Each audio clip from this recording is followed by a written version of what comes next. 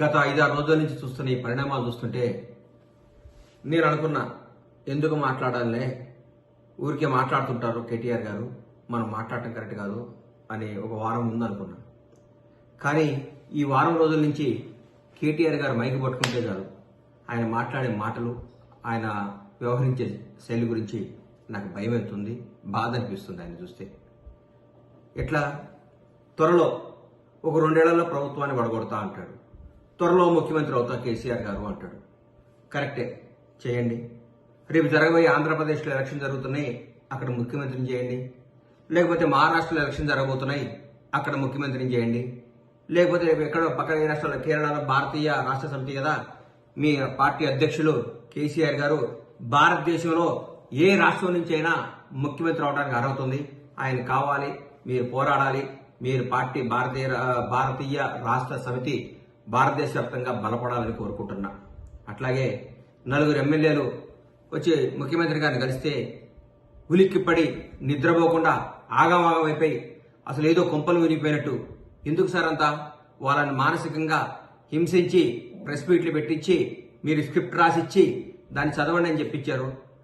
వాళ్ళు ఒక 2 లక్షల మందికో 2.5 లక్షల మందికో ఓట్లే ఒక ప్రతినిధిగా ఉన్నప్పుడు వాళ్ళ సమస్యలు ముఖ్యమంత్రి గారిని కలిసి చెప్పుకోవద్దా? ముఖ్యమంత్రి గారిని కలవద్దా? ఇది ప్రజాస్వామ్యం కాదా? ఎక్కడ పోతున్నారు సార్ మీరు? ఎందుకు అంత భయపడతారు?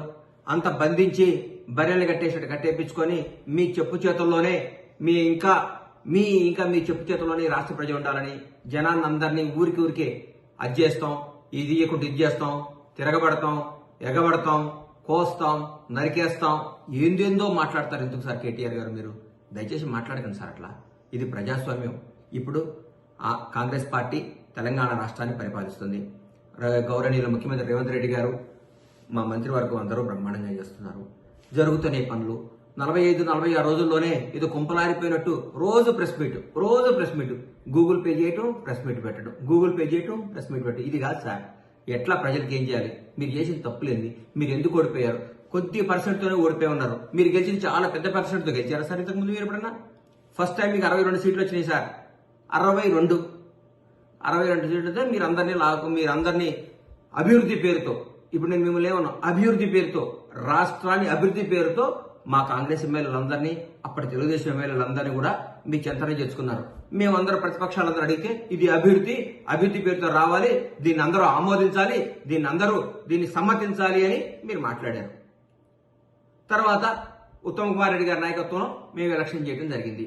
మాకు అప్పుడు మేము ఓటమి చెందాం. మా ఎమ్మెల్యేలందరినీ కూడా అదే రిపీట్ చేశారు, అభివృద్ధి పేరుతో అభివృద్ధి చేస్తున్నాం, మీ ఎమ్మెల్యేలను తీసుకొస్తున్నాం అని మమ్మల్ని ప్రతిపక్ష హోదా లేకుండా కూడా చేశారు మీరు. అది మీరు గుర్తుపెట్టుకోవాలి సార్.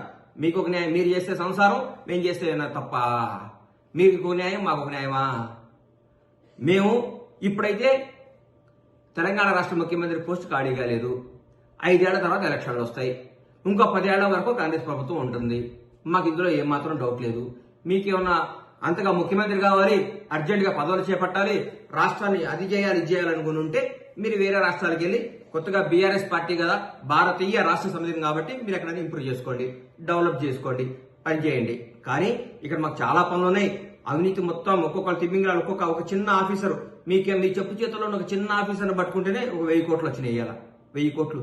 ఇట్లాంటి 1000 కోట్లన్నీ రికవరీ చేసి పేద ప్రజలకి, తెలంగాణలో ఉన్న పేద ప్రజలకు పంచండి సార్ అని గౌరవ ముఖ్యమంత్రి గారిని చేతులెత్తి నమస్కరిస్తున్నా.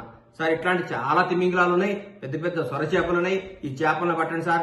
పెద్ద పదవుల్లో ఉన్నారు. ఈ హైదరాబాద్ చుట్టుపక్కలే చాలా పెద్ద పదవులు చేసిన అందరూ పట్టుకుంటే దాదాపు మీకు 10,000 కోట్లు వస్తే చాలా రైతు బంధు, ఇంకో బంధు వెళ్ళిపోద్ది మనకి ఒక కార్యక్రమం. ఇట్లా ఈ అవినీతి చేస్తేనే, ఈ అవినీతిని నిర్మూలిస్తేనే మనం బ్రహ్మాండంగానే 6 గ్యారెంటీ చేయగలుగుతామని మాకు నమ్మకం ఉంది.